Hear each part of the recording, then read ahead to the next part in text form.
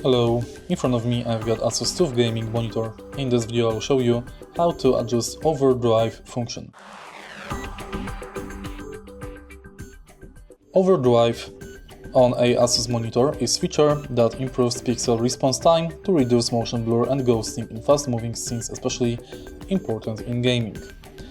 Monitor change colors by adjusting pixels. Sometimes pixels take a bit too long to transition, causing ghost images to trail behind moving objects. Overdrive applies extra voltage to speed up this transition.